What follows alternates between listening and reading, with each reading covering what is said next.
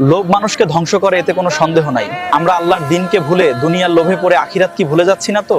শান্ত ভাইয়ের এই ভিডিওটা সবাই একটু দেখুন। এটা খুবই দুঃখজনক একটি ঘটনা, যা আমাদের সবারই দেখা উচিত, কারণ এই পরিস্থিতির কথা ভাবলে সত্যি অনেক কষ্ট লাগে।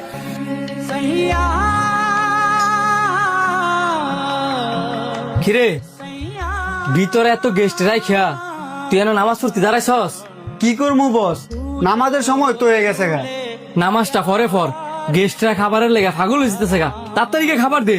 নামাজটা পড়ে লই, কতক্ষণ আর লাগবো? যেটা কইছি এটা শোন, ঈদের সময় এখন যদি বেচা কিনা না করি তাহলে কবে করমু? ঠিক আছে বস।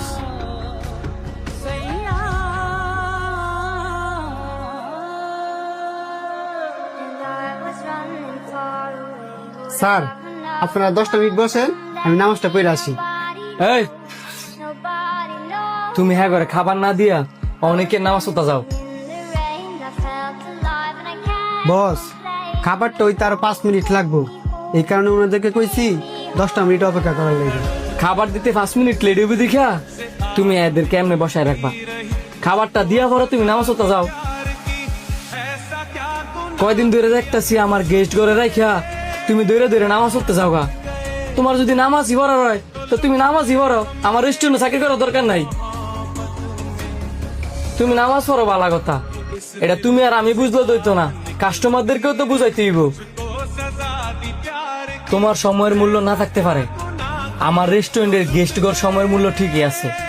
তুমি যদি তাদেরকে বসায় রেখে এইভাবে দৌড়ে দৌড়ে যাওগা, দুদিন পরে তো আমার রেস্টুরেন্টে কি হইতো না।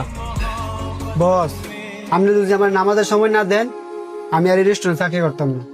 সুন্দর কথা কইছো, আমি তোমার নিজেই না করতাম। আর তুমি যেহেতু নিজে থেকে কইছো, এমনি আমার রেস্টুরেন্ট থেকে বেরিয়ে যাও। যাও। কিরে বন্ধু, তুই আমারে কোন রেস্টুরেন্টে লই এলি? যাই কিনা নামাজ পড়তে বাধা দে। আরে এলে নিজেও তো নামাজি, এই যে ওয়েটার গুলারে দেখতাছস না, এলে এই নামাজি বানাইছে। এখন যে আবার কে লেগে নিজেই নামাজ পড়তে বাধা দিতেছে, এটা তো বুঝতাম পারতাছি না। মানুষের জন টেয়া পয়সা না থাকে তখন সারাদিন আল্লাহরে ডাকে, আর মানুষের জন টেয়া পয়সা হয়ে জায়গা তখন আল্লাহ কেডা ভুলে জায়গা। আমরা মানুষ বড়ই বেইমান, যে আল্লাহ দিতে পারে হে আল্লাহ নিতেও পারে। যেদিন দেখবি আবার অভাবে পড়বো, সেদিন ঠিকই আল্লাহরে ডাকবো। কি ব্যাপার ভাই, আপনার রেস্টুরেন্টের এই অবস্থা কে লিগা? সবই ভাই আল্লাহ তাআলার ইচ্ছা। আমার রেস্টুরেন্টটা প্রায় বন্ধের পথে। এমনটা হবারই ছিল। আপনার কথাটা আমি বুঝি নাই। বুঝেন নাই? আপনি যে আপনার স্টাফ করে নামাজ পড়তে